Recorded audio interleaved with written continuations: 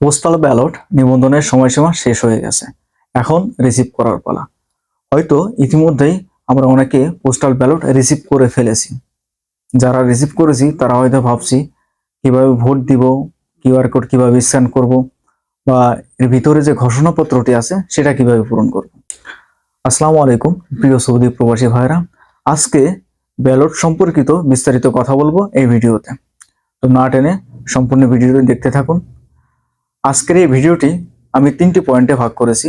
প্রথম পয়েন্ট হচ্ছে ballot receive করব কিভাবে, দ্বিতীয় পয়েন্ট হচ্ছে ভোট দেব কিভাবে বা এর ভিতরে যে ঘোষণাপত্র আছে সেটা পূরণ করব কিভাবে, এবং শেষ লাস্ট পয়েন্ট হচ্ছে ব্যালট পোস্ট অফিসে জমা দেব কিভাবে। না টেনে সম্পূর্ণ ভিডিওটি দেখতে থাকুন। প্রথম পয়েন্ট হচ্ছে ব্যালট কিভাবে রিসিভ করব। এর জন্য পোস্টাল ভোট বিডি যে অ্যাপসটি আছে এই অ্যাপসটিতে আপনি লগ ইন করে ফেলুন। লগ ইন করার পরে এর ভিতরে দেখবেন ব্যালট ট্র্যাকিং নামে একটি অপশন আছে। এই অপশনটিতে আপনি ক্লিক করবেন। ক্লিক করার পরে ট্র্যাকিং একটা কোড পাবেন। এই কোডটাকে আপনাকে কপি করতে হবে। কপি করার পরে এর পাশে দেখুন বিস্তারিত দেখুন নামে আরেকটি অপশন আছে। এই অপশনটিতে আপনি ক্লিক করবেন। ক্লিক করার পরে এরকম একটি পেজ ওপেন হবে। এই পেজটিতে আপনার কপি করা ট্র্যাকিং কোডটি পেস্ট করে দিবেন। পেস্ট করে দেওয়ার পরে উপরে দেখুন একটি ক্যাপচা আছে। এই ক্যাপচাটি আপনি পূরণ করবেন। পূরণ করার পরে সার্চে ক্লিক করে দিবেন। এখন আপনি দেখতে পারবেন আপনার ব্যালটটির লাস্ট লোকেশন, বর্তমানে ব্যালটটি কোথায় আছে। ব্যালটটি সৌদি আরবে এসে পৌঁছানোর পর আপনার রেজিস্ট্রেশনকৃত মোবাইল নাম্বারে একটি এসএমএস আসবে সৌদি পোস্ট অফিস থেকে, যেটা সংক্ষেপে এসপিএল। এসপিএল থেকে এরকম একটি মেসেজ আসবে। মেসেজে দুইটা লিঙ্ক থাকবে। এই প্রথম লিঙ্কটা হচ্ছে আপনার পোস্ট অফিসের গুগল ম্যাপের লোকেশন, যেটার লোকেশন দেখে আপনি পোস্ট অফিসে ফিজিক্যালি যেয়ে আপনার ব্যালটটি রিসিভ করতে পারবেন।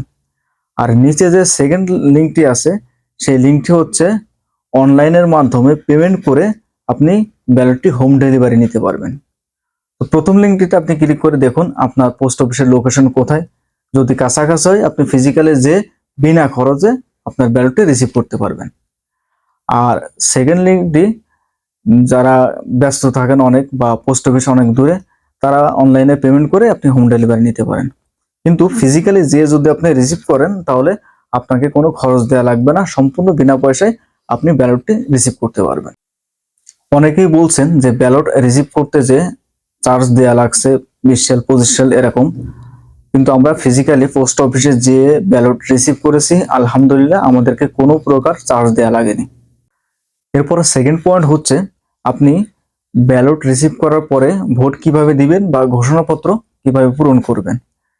আপনি ব্যালট পেপার রিসিভ করার পরে এর ব্যালটের খামের ভিতরে দেখবেন একটি হলুদ খাম আছে। এই হলুদ খামের উপরে একটি কিউআর কোড আছে। এই কিউআর কোডটি আপনাকে স্ক্যান করতে হবে।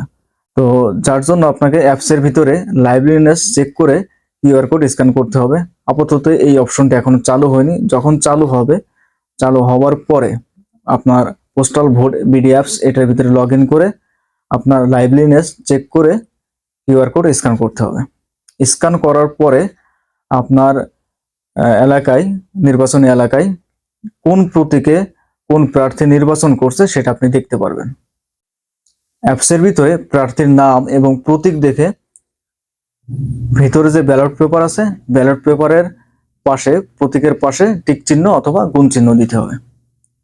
এখানে অবশ্যই মনে রাখতে হবে একের অধিক প্রতীকে টিক চিহ্ন অথবা গুণ চিহ্ন দেওয়া যাবে না। যদি ভুলক্রমেও আপনি একের অধিক প্রতীকে টিক চিহ্ন অথবা গুণ চিহ্ন দিয়ে থাকেন তাহলে আপনার ভোটটি বাতিল বলে গণ্য হবে। এজন্য প্রতীকে টিক চিহ্ন অথবা গুণ চিহ্ন দেওয়ার আগে অবশ্যই সতর্কতা অবলম্বন করতে হবে যাতে একের অধিক প্রতীকে ভোট না পড়ে। জাতীয় নির্বাচনের ব্যালটে টিক চিহ্ন অথবা গুণ চিহ্ন দেওয়ার পরে এরপরে এর ভিতর আরেকটি ব্যালট আছে যেটা গণভোটের।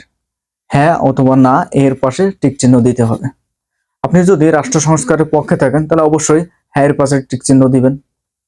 এখন জাতীয় নির্বাচনের ব্যালট এবং গণভোট এই দুইটা কমপ্লিট হওয়ার পরে আরেকটি যে কাজ আছে সেটা হচ্ছে ঘোষণাপত্র। এই ঘোষণাপত্রটি আপনাকে সঠিকভাবে পূরণ করতে হবে। ঘোষণাপত্রের উপরে দেখতে পাচ্ছেন যেটা আছে এটা হচ্ছে যারা নিরক্ষর না তাদের জন্য। তারা নিজ হাতে পূরণ করে নিচে তারিখ লিখবে এবং স্বাক্ষর করবে। আর নিচের অপশনটি হচ্ছে যারা নিরক্ষর তাদের জন্য। তারা কি করবে, একজন প্রবাসী বৈধ ভোটার দ্বারা এটা পূরণ করবে এবং তাকে দ্বারা সত্যায়িত করবে। এখন তৃতীয় ধাপে অর্থাৎ 3 নম্বর পয়েন্ট, ব্যালট পোস্ট অফিসে জমা দিতে হবে। তো জাতীয় সংসদের যে ব্যালটটি আছে সেই ব্যালটটি এবং গণভোটের যে ব্যালটটি আছে, এই দুইটা ব্যালট একসাথে করে সাদা যে খামটা আছে সাদা খামের ভিতরে ভরে রাখবো, ভরে স্টিকার উঠিয়ে সিল করে দিব। এখন যে ঘোষণাপত্র থাকবে, যেটাকে সঠিকভাবে পূরণ করতে বলেছিলাম, সেই ঘোষণাপত্রটি এবং এই সাদা খামটি দুইটা একসাথে করে এই হলুদ খামের ভিতরে ভরতে হবে, ভরে উপরে স্টিকার উঠিয়ে সিল করে দিতে হবে।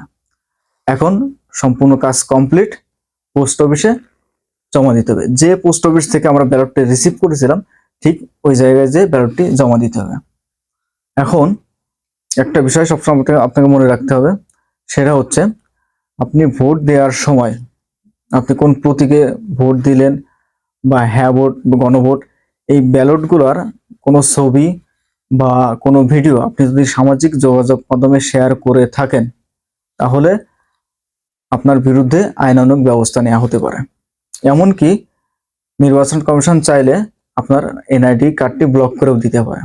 এজন্য অবশ্যই এগুলো থেকে বিরত থাকতে হবে। আরেকটি বিষয় হচ্ছে, নির্বাচন কমিশন যখন প্রবাসীদেরকে ভোট দেওয়ার জন্য নির্দেশনা দিবে, তখন দ্রুত সময়ের ভিতরে ভোট দিয়ে এটাকে পোস্ট অফিসে জমা দিতে হবে।